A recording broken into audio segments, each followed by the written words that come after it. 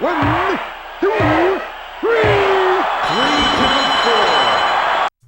Hello everyone, I am Be Better Gamer and welcome to Be Better Gamer Wrestling. This channel is dedicated to the classic series of N64 wrestling games developed by Aki Corporation, which, if you are unfamiliar, were WCW NWO World Tour, WCW NWO Revenge, Virtual Pro Wrestling 64, Virtual Pro Wrestling 2, WWF WrestleMania 2000, and WWF No Mercy. Thank you for clicking on this video, and I hope you stick around. In this video, it's the fourth part of my WWF No Mercy Tag Team Championship path, where I will be playing as the Rock and Sock Connection. Here they come. Coming out, Mankind and The Rock gave Mankind the blue sweatpants specifically for this run. If you are joining me for the first time in my Let's Plays, I like to talk about the Aki games as well as explore the historical context of what was going on in WWE, F circa the time No Mercy was released, which was in November of 2000. The subtitle for this episode is The Tag Team Main Event Recipe for Success. Before I started the tag team series, I debated whether or not to include Mankind and The Rock and Sock Connection. Reasons being, their tenure was short-lived, forming officially during an episode of Raw, August 30th, 1999, and teaming until around early 2000, or after Foley's first retirement. They feuded almost as much as they teamed, since they weren't a proper tag team to begin with, but more so two partners who, when in the ring, the question would be asked, can they coexist? Their entire existence really only came to be served to the storylines around The Rock and Mankind and give them something to do before WrestleMania season, where they would then both be involved in a larger feud with the McMahon-Helmsley regime and chase after the world title picture. They never came out at the same time like they just did in WWF No Mercy. They never did that. They never came out at the same time. Maybe they did, maybe like once. Super rare, but I'm pretty sure every time they came out, Mankind's music hit and then The Rock's music would hit, or vice versa. And what tag team does that? What tag team doesn't come out together? The Rock never really wanted to be Mankind's partner. Storyline Rock did not want to be Mankind's partner. He always felt like he was forced to team with Mankind. Their whole partnership was just one big storyline. So for the Tag Team Championship Series, I wanted to, focus on tag teams, focus on what made great tag teams work, awesome finishing moves, matches, this and that. But, when I really thought about it, when I really looked at the WWF No Mercy roster and all the tag teams you could put together, you couldn't deny entry for the Rock and Sock Connection. Because with all that being said about them not really being a tag team, we still remember them. They were one of the most popular tag teams of all time. Yes, they didn't last as long as other tag teams. You have the Hardys, who are still around. Edge and Christian were together for a long time. The Dudleys were together for a long time. New Age Outlaws, all those people who I already did Let's Plays of. Check out my previous videos. But they all have been around for a long time. They've all been in great matches, and we still remember the Rock and Sock Connection, and they didn't do a tenth of what all those other tag teams did. So that says something, and I'm going to talk about why they were so popular. They captured the tag team championships 3 times. For a tag team that wasn't really a tag team, at least they got tag team championship reigns under their belt. 3. There's some tag teams who wrestled for a lot longer and never even got more than that. They have some of the most iconic moments any tag team has ever produced in WWE. And they hold the record to this day for being involved in the highest rated Raw segment ever. And I'll talk about that. We all know what it is. But I'll talk about it later. They were just really entertaining. And they exemplified the term lightning in the bottle, which is what I want to mainly talk about in this episode. That really should be the theme. That really should be the subtitle. I mean, that is the recipe for success in wrestling, period. Is recognizing when you have lightning in a bottle and keeping it in there for as long as you can, and using that to your best advantage. A lot of great storylines, a lot of great wrestlers. You're talking about right time, right place, right wrestler. A lot of these things you can't create a formula for. You can't take a guy, train him, and say this, do that, and then boom, millions of people are gonna like you. That doesn't happen in wrestling. It's very, very rare. A lot of the times, the things we remember the most about wrestling happen, overnight, happen instantly. Weren't really planned that much, and a lot of and fans, especially nowadays, and you can see that in the current WWE product. Fans, they recognize when something's being forced down our throat, when something's trying to be formulated to be popular, to be successful. Fans can see right through it, because we know that the great moments of wrestling, what makes wrestling tick, are those organic moments, are those moments that, maybe they did have some sort of thought process going into them beforehand, but they weren't fully planned out. They just kind of happen, and that's really the Rock and Sock connection. And for a tag team to be part of the main event scene, yeah, they were both main event players, but I think they had a lot of elements that a lot of other tag teams can look towards. And even as we look at the current state of the tag team division, not just in WWE but in other promotions as well, do we see the same kind of things that the Rock and Sock had? Because yeah, they weren't a tag team from the ground up, but a lot of tag teams can't do what they did, and they did it for a very short time. They were very successful at it, so I had to include them. I decided to choose Mankind. I kind of made the same mistake I made with the New Age Outlaws, and you see this as we go forward. This is the This is the second match already against the Hollies. I gotta lose the fourth match, which splits up the team. It makes more sense with them splitting up, though, of Mankind and the Rock splitting up, because they they do split up as the Rock and Sock, and they do have this long history of hating each other. But my time as playing as the Rock is brief, even if I do ever get to play as him. So that's kind of unfortunate. That's something I talked about in my New Age Outlaw video, and I'm not gonna harp on it too much, but I really don't like that in this tag team championship path. I think any wrestling game that has a tag team championship path, if you're gonna do it, don't split up the tag teams. I know they always try to emulate the storylines in WWE and whatever, but I don't know, that's kind of lame. I think storylines that revolve around a tag team's breakup, very few of them stand out. Very few of them are memorable, because you have to, like lightning in the bottle, it has to be the right time, right team, and it has to just click. Recently we had DIY split up, and that was heartbreaking. Goldust and R-Truth split up. One had more impact than the other. Yeah, it was nice to see Goldust turn heel, but as a tag team, are we really gonna miss Goldust and R-Truth? Are we really gonna miss Goldust and R-Truth? It's not a knock on them, but compared to a tag team like DIY, there was a lot more weight there in that split up. So if you're gonna do it in a video game, it has to have that weight, and honestly, I don't see it having that weight in a video game. I think when you play a tag team championship path in a video game, you just want to play tag team matches. I said I wasn't going to harp on this. I'm totally harping on this. So let me move on. It's easy to take two main event wrestlers and put them in a tag team. We see it happen all the time on Raw and SmackDown. We see main event guys being thrown together in tag team matches or six-man tag team matches. But every time you do that, you don't get the Rock and Sock connection. You don't get that event that happened when they became a team, and all the things they went through in the short period of time that we still talk about, that we still remember, that we still look back on fondly. I think they are a perfect example of a few crucial elements that a tag team needs to have to be successful. Chemistry between them, either in the ring or as performers on the mic. Purpose. They have to have a believable reason to exist as a team, whether they train together and work their way as a team, or whether they were forced to team up because they were the best allies in that situation. So many things, but they have to have a clear purpose that's believable.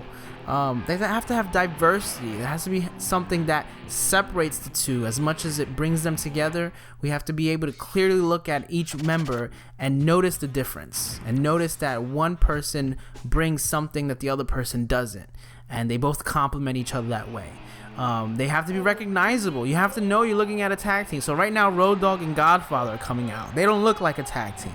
You look at them as like, when have they ever tag team? That's because when I did the New Age Outlaw, the championship path, Road Dogg and Mr. Ass split up, and I chose Godfather as my tag team partner. Someone asked me in the comments, why didn't you choose Austin? Because he was one of the selections. And I said, well, I think Road Dogg and Godfather have more in common. But they're not recognizable really as a tag team. There's nothing that defines them. They definitely don't have any of these elements I'm talking about. And I think the fifth and probably the most important element is connection. And I think that's just the most important element to have as a wrestler in general, is connection. That's connection to the audience is what I'm referring to. If you don't have a connection to the audience, no one's gonna care. And we're gonna talk a lot about that, because I think Rock and Sock not only had that as performers, but them being together had that as well. And we still connect to the Rock and Sock. So, recognizable is the most obvious of the elements. I'm in there right now with the Hardy Boys.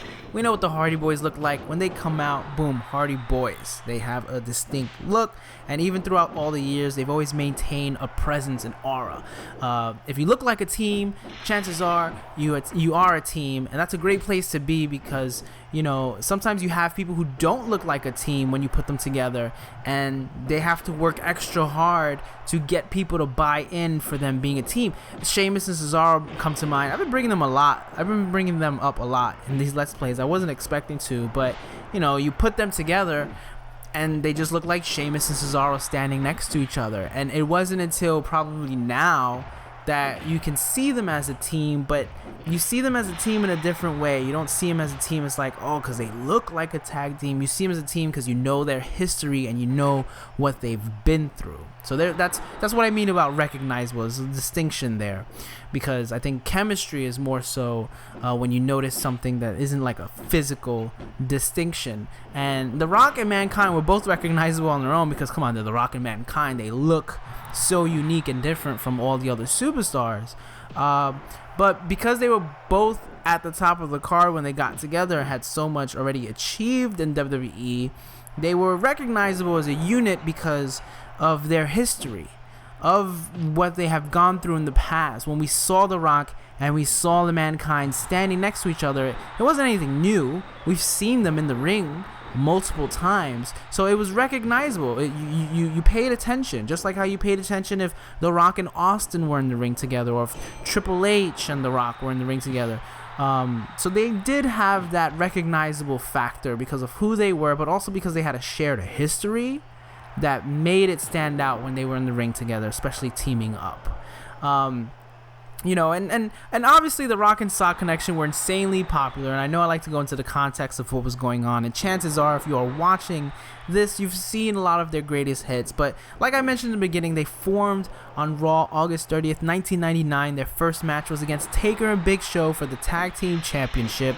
Originally it was going to be Rock by himself, but Mankind offered his services. This was important because we all know now and then The Rock and Mankind had this intense feud, that I was just speaking about, going all the way back from when The Rock joined the corporation at the end of the Deadly Games tournament, Survivor Series 1998. Go watch that tournament. One of the better Survivor Series pay-per-views, in my opinion. A really good tournament. But that started it all, really. That started it all between The Rock and Mankind. Mankind thought he was the chosen one for the corporation, for Vince McMahon, and instead Vince McMahon chose The Rock, and that created a lot of animosity for Mankind against The Rock, and they started feuding. They started feuding over the championship. Mankind turned into one of the most popular baby faces in WWE, and the rest was history. We all know the story. If you don't, you got the WWE Network. Watch the documentaries, watch the matches. It's one of the better moments in the Attitude Era, because the rise of Mankind to being this popular character is one of the most iconic moments to ever happen in WWE. And they feuded in a lot of memorable matches. So You know, it wasn't just like a one-off feud. Like, you know, we're talking about Mankind's infamous first championship win on Raw, their Royal Rumble I Quit match, their Super Bowl halftime empty stadium match, their last man standing match, their ladder match. So needless to say, there was no love lost when Mankind offered to help The Rock that fateful night of August 30th, and they ended up winning the titles because Taker, displeased with the Big Show, walked out on him mid-match. So I'm speeding up this match right here because I'm supposed to lose it. And it's really hard to lose tag team matches if you can't get a DQ. So instead of just you watching me stand around while I wait for these guys to beat me up, I just sped through it so that we can get it over with. So yeah, they beat Taker and Big Show because Taker walked out. Why did Taker walk out? I'm not gonna go into the whole Taker Big Show storyline because honestly, there's no point. But more importantly, what you should take away from that, not only of them getting together, is that right there, first match, that was the debut of the double People's Elbow. Okay, you had The Rock setting up for the People's Elbow on, you know, his normal side, the head side, which you can do in No Mercy, which is great in No Mercy to do. It's so much fun to do. But then on Mankind, he went to the feet and then the People's Elbow on there. So right away, first match, they're creating something recognizable as a tag team. They are doing something. It's like they're doing a double People's Elbow. You know what I mean? Like that already makes them a tag team. When you have a cool signature move that you guys do together, boom, people instantly gravitate towards it. And we're already taking something that The Rock does, and now Mankind is just adding to it, and it just works. It just works. So, you know, right there you got one of your first big elements. And you're gonna see the Rock and Mankind's tag team reigns are very short. A little over a week later on SmackDown, Show and Taker would challenge for the titles again in a Buried Alive match, which they would win thanks to the interference of Triple H. But it wasn't only Triple H that interfered. Everyone and their mother interfered in this match. You had Kane, Chyna, even Stone Cold appeared at the end. And for some reason, we ended up seeing him run a truck into the ambulance that had Triple H in it. So, but this exemplifies purpose. Mankind and The Rock had a purpose for being together because look at the state of WWE at the time. Look at all the threats that surround them and surround both of them probably going after the World Championship. Taker and Show, Triple H, Kane, Stone Cold, all making their presence known every day on Raw and SmackDown. So as much as The Rock didn't like it, he really did need one ally there. You know, he needed someone, and Mankind wanted to help The Rock. He wanted to help him in his cause because The Rock's picking fights with Taker and Show and this and that. And maybe you gotta believe Mankind is doing it because he has respect for The Rock because of all they've been through. So here I go. I gotta choose who I want to team up with. I'm choosing Edge because, you know, Mankind and Edge, they get along in real life, but Edge doesn't want to team with me, so he denies me. It's so weird that why they put that in there where they have you choose a partner, but then it's just a skit where the partner is like, nah, I don't want to team with you. You do a handicap match, and then you gotta choose another partner. It's so weird. This whole championship path is so weird. I don't like it. I really don't. But I gotta lose this match. I believe I gotta lose this match also, which is gonna set me on a different path. So, you know, so now you have a purpose, and it's a believable purpose because you don't really see too many people, you know, creating. Well, actually, you do see a lot of people creating allies. So, you know, you need to fight together to survive. Stone Cold's the only one, you know, DTA, don't trust anybody. He doesn't team up with anybody. So The Rock can't do that. He can't do Stone Cold's thing. So he teams with Mankind. There's purpose there. It has to be believable. And they would continue their feud with Taker and Show, challenging again for the titles a couple of weeks later on Raw, where they would regain the titles. It was a dark side rules match. Where Taker sat on commentary and Mideon and Viscera fought with the Big Show. So it was a 3-on-2. They still won. Rock and Mankind still won because Kane came out and all these shenanigans. It was another short-lived reign, though, as they would lose the titles on the following SmackDown to the New Age Outlaws, who reunited that night. Check out my previous New Age Outlaw Let's Plays. So within a month, all this craziness is happening. They won the tag team titles twice, but the focus wasn't on the division or the titles. I've talked about a lot in my previous Let's Plays about the state of the tag team division. And it's very important to remember that the tag team division didn't matter when The Rock and Sock were champions and when The Rock and Sock were, a part of the tag team division, because, there was none. We were just getting, to when the Hardys and Edge and Christian and then the Dudleys were going to be taking over. So, the focus was on the division or the titles. It was more so on the alliance between The Rock and Mankind, two very important main eventers who were winning people over with their chemistry, who were the two next popular baby faces under Stone Cold. So as much history as they had as enemies, they had this pure magnetic chemistry as a tag team that fans instantly reacted to. There I go, I had to beat Steven Richards. The reason why I chose Richards because, I didn't really like any of my other options, and Richards got he has that super kick that I really like. It's like Glacier's super kick from WWF NW Revenge. So that's why I went with Richards, in case anyone's wondering. Didn't really want to. They both wear shirt and tie. There you go, they're recognizable as a team. So, that's what I mean by chemistry, is that, they had this shared history, but when they come into the ring, they're already doing ultimate moves. They're working together as a tag team, and The Rock, he's cool and confident. Mankind is awkward yet fearless. It was a perfect combination because they couldn't have been more opposite, yet both had achieved nearly the same level of success and appreciation in the eyes of the fans. So not only did you have the chemistry, but you had the diversity as well. You know what I mean? They were both really different, yet really the same. And that's so unique. That's so unique to have and to get that, by happenstance. It's crazy. It's crazy to think about how this all happens. Great tag team partners just feels right. You see it instantly when they work together or when they cut promos together, and it was just instant magic.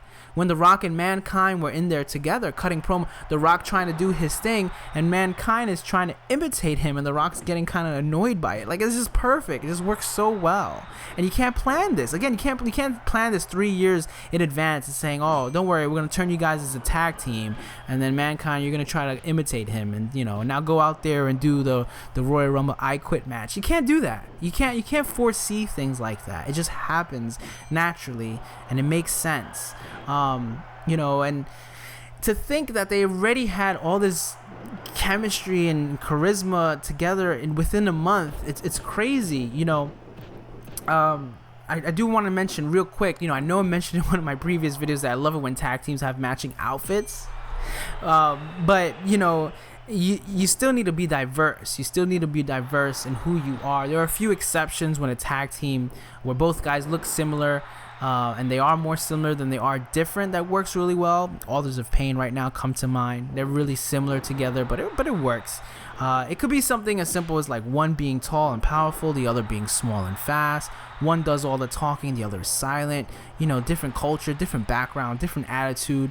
And you couldn't get more diverse than The Rock and Sock. You know what I mean? And it all came to a head. It really all came. You really got to see it when it would lead into the segment of the next week of Raw when Mankind created the This Is Your Life event for The Rock. And we all, if you've been watching wrestling since the Attitude Era, you know of this event. It's one of the most historic events. A couple weeks ago on Raw, actually, even, I tried to record this earlier, but I didn't. But luckily I didn't, because a couple of weeks on Raw, we got the Alexa Bliss and Bayley This Is Your Life, and it was one of the worst segments ever in the history of Raw. And that's not just me knocking on them. That's like everyone agrees on it, and everyone also agrees that Alexa Bliss and Bayley are awesome. I love them. They are awesome. But that segment was not good.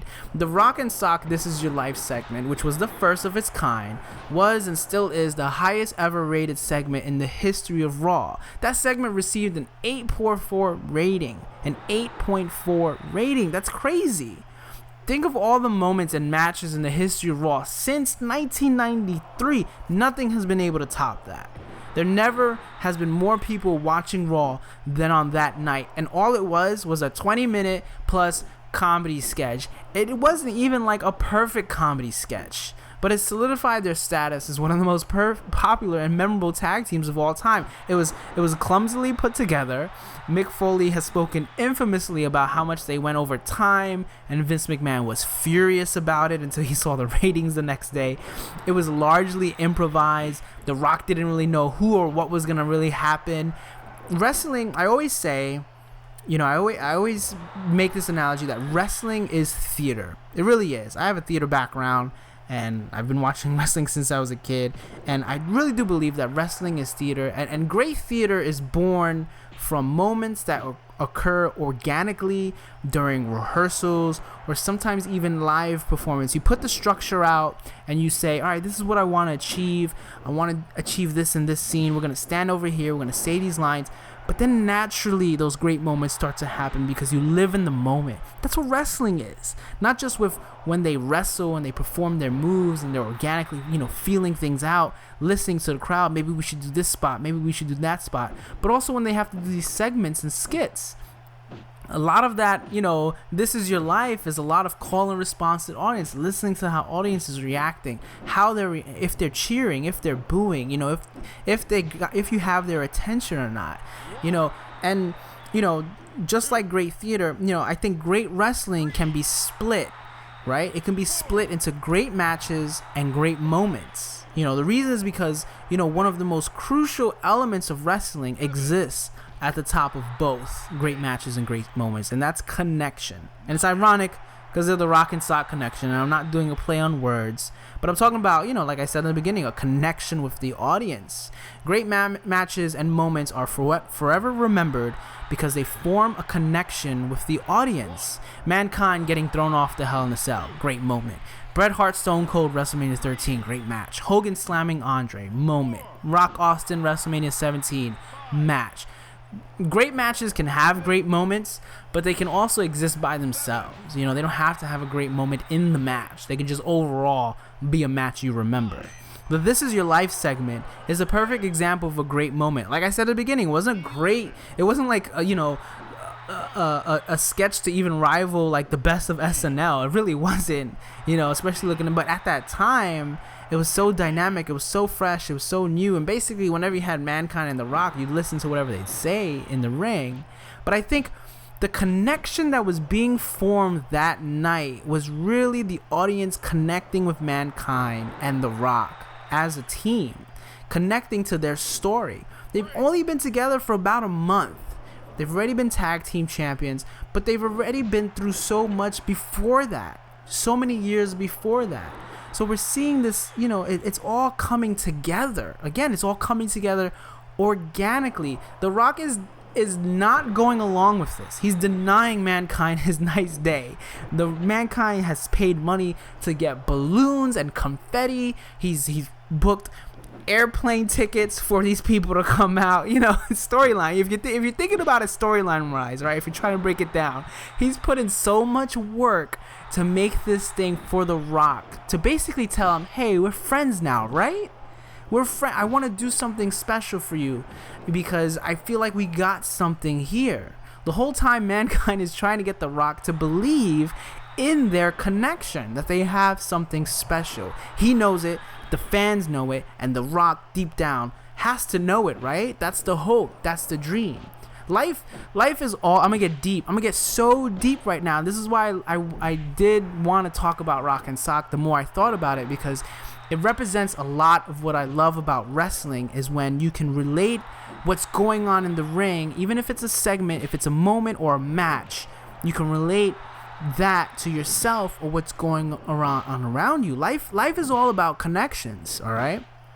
Sometimes wrestling has some of the best stories revolving around those themes of people trying to connect. You want to believe in the friendships of tag teams or the rivalries between two competitors that you see when they're in the ring. As funny as the segment was, deep down it was also very profound, subversively. You don't really think about it in the moment, but when you look back and you reflect about what I just saw, like, yeah, that was just really funny, but you think back what you saw, could only have been successful and memorable as it was because it was The Rock and Mankind, because it was their history coming out in this new light, looking at it in a new way. Mankind is bringing gifts to the man who a few years prior was bashing his head in with a chair in front of his family, you know. And just before that night on Raw,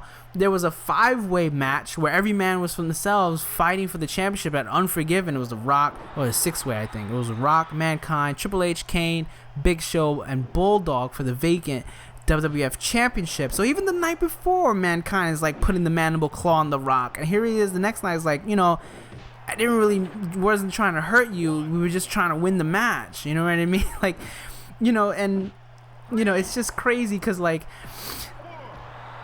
you know, he doesn't need to offer that level of friendship to The Rock, right? Let's think about character-wise. Mankind doesn't need to offer this level of friendship to someone who's been constantly denying him, not only when they formed this tag team, but has never liked him in the past. Because, you know, Mankind doesn't matter to The Rock. Nothing matters to The Rock. It doesn't matter to The Rock. You know what I mean? But Mankind, you know, think about times in your life, or at a time in your life, when you try to get the attention or approval or affection from someone who didn't like you, or someone who maybe you started off on the wrong foot with. You had a negative beginning with that person, but you somehow see through all the negativity. You see past the person hating you, disliking you, because you think that there's something there, that you have a connection.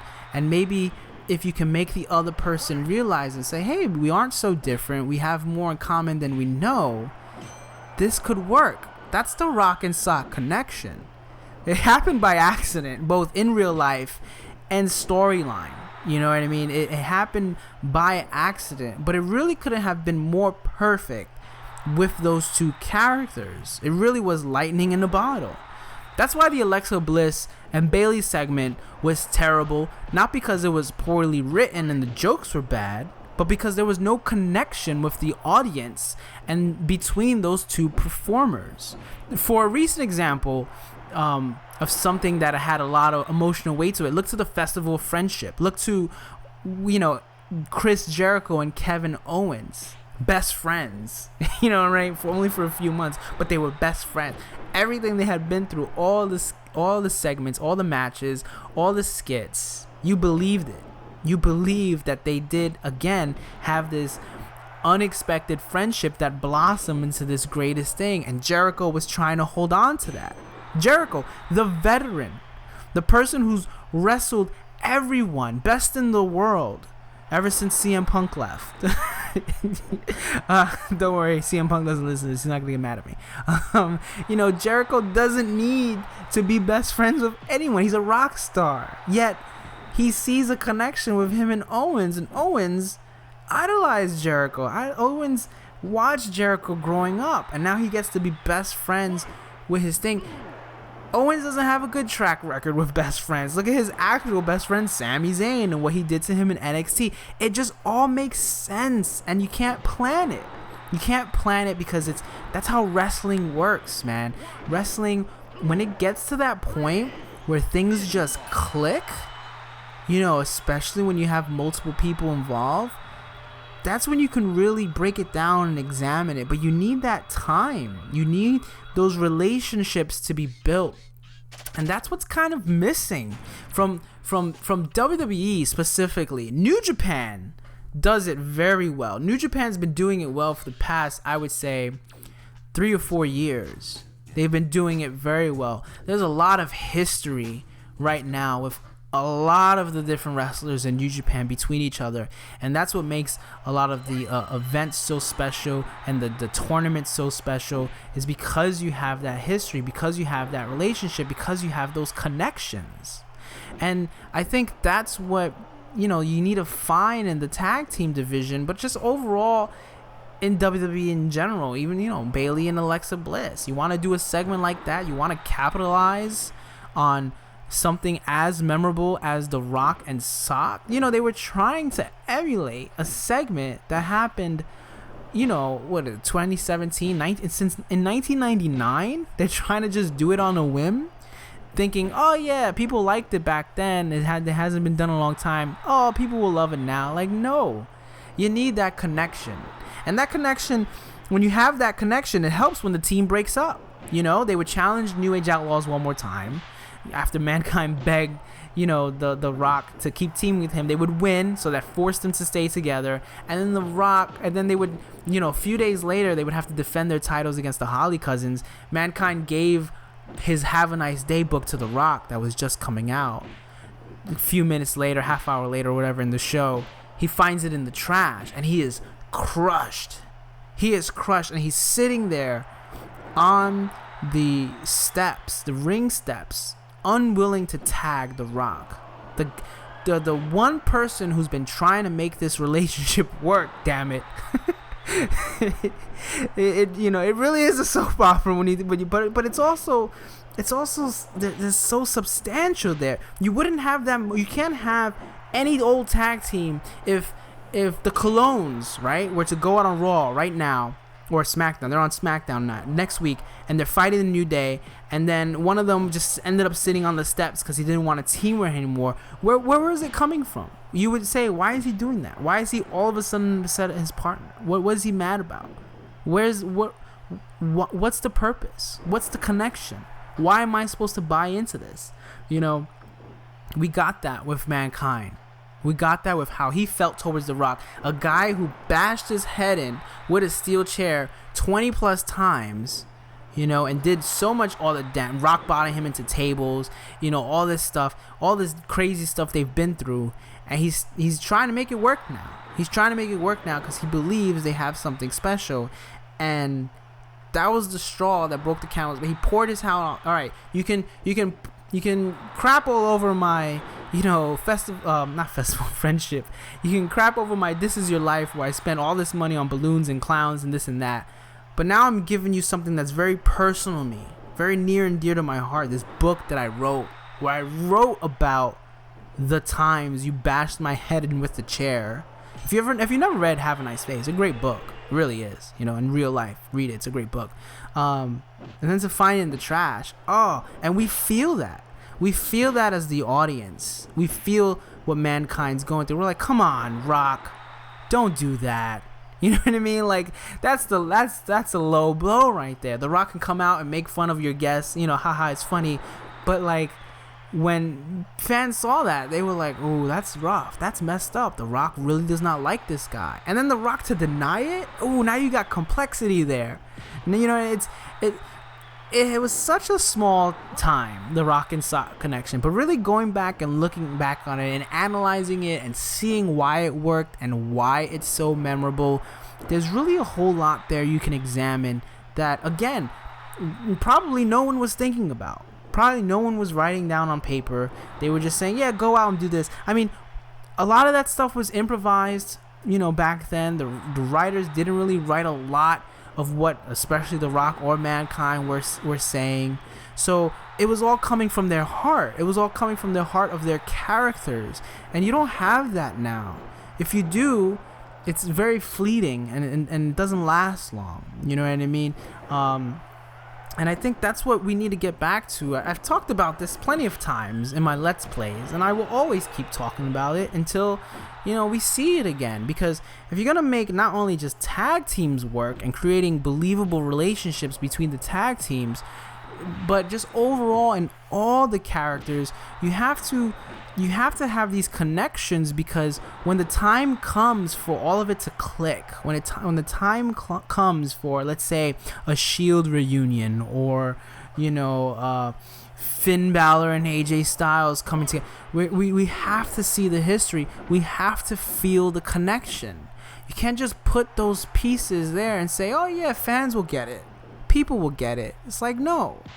You know, if The Rock and Mankind hadn't been through what they've been through, and it hadn't been so impactful on how we viewed their characters, Rock and Sock would have never worked. Because again, you can put any two main event guys together. That doesn't mean you're going to get magic.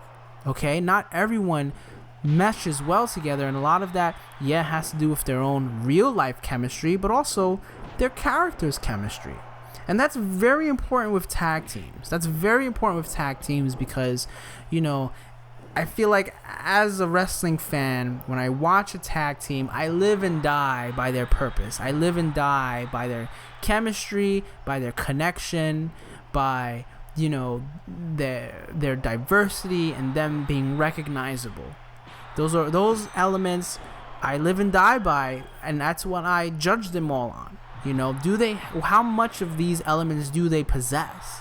Where can it be, you know, improved upon? And, you know, if you want to reach the success of two guys, like, okay, yeah, Mankind and The Rock were world champions before they were The Rock and Sock, but still, again, how many world champions have tag teamed together and reached that level? Are we going to talk about the time, you know, Bray Wyatt and Samoa Joe teamed up? Are we going to talk about that 10 years from now? Are we going to talk about the time Roman Reigns and you can't say Seth Rollins and Ambrose because they were part of the Shield, but, you know, Roman Reigns and Finn Balor teamed up? Are we going to talk about that 10 years from now? Maybe, if they form that connection, but, you know, again, it just doesn't happen like that. But when it does happen, you know, like that, when it does have that lightning in a bottle effect, you got to capture, you got to hold on to it, and you just got to let it ride out and see where it goes and see where it takes you, because, you know, it can lead into something great. And really, you know, you had to split up Rock and Sock because it couldn't have been, realistically, it couldn't have been a relationship that was meant to work. There was too much there. There was too much pain there. There was too many scars there. And even though towards the end of Mankind's time in WWE, when he was feuding with Triple H, and The Rock was still his ally, towards the end there, you know, it was more so out of respect and probably out of bonding from those very few moments that This Is Your Life segment. As much as The Rock didn't like being a part of it, you know, it did connect with him. It did get to him. And it makes you be more, you know, it makes you more endeared to The Rock's character. Like, yeah, he's this tough guy, cool guy persona, nothing can stop him, nothing can bring him down, you know, you can't crack him, but really he does have a heart of gold in there, you know, he really does care in there, you know, that's something we want to see too in life, you know, the guy or the gal who pretends nothing bothers them, that nothing affects them, but really they do care. You know, that's The Rock. And, you know, Mankind, he's putting his life on the line, and all these things he does because he's trying to get you to, you know, appreciate him, appreciate what he's doing for you. When we were first introduced to Mankind, he was trying to get the attention of Undertaker, and he was trying to get the appreciation of Paul Bearer by taking out the Undertaker. He was always putting himself on the line, that self-sacrifice that stood throughout Mankind's career, that translated not only how we viewed Mankind the character, but also how we viewed Mick Foley the wrestler, you know. And that's another, I guess that's another element too with not just tag teams, but, you know, wrestlers overall in general. We want to believe that these characters are an extension of themselves, and again, that's where the connection comes from, you know. And for tag teams too, you know, it's very important, like, and maybe purpose goes hand in hand with connection, because we want to believe these two guys are together for a reason.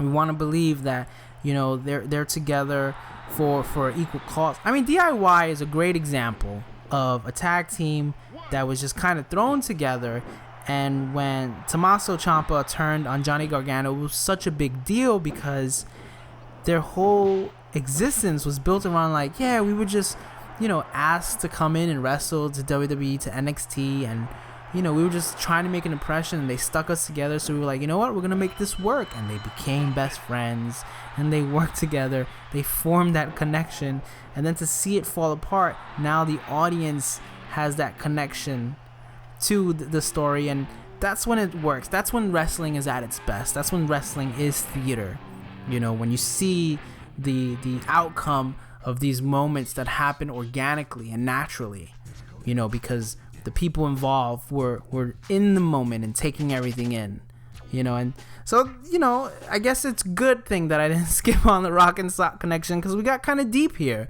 Now, that's kind of more the direction I kind of want to go with these Let's Plays. I want to talk about the underlying, you know, themes and and substance of what makes these storylines tick, what make these characters tick, what makes these moments tick, these matches work, you know. But so let me know what you think. Let me know what you think about all that, about the Rock and Sock connection. You probably thought it was just gonna be focusing on jokes, but I got deep, man. That's how I do it. So you know, thank you for watching, thank you for listening. I hope you enjoyed watching the gameplay as well. Sorry they split up. Blame No Mercy, don't blame me. I got more tag team Let's Plays on the way. You know, we're not even halfway through this championship series, so stay tuned to that. I am Be Better Gamer. You've been on YouTube before. You know what to do. Like, comment, and subscribe. And yeah, you know, think about this one. This was a heavy one. So until next time, as always, keep watching all the wrestling. Thank you.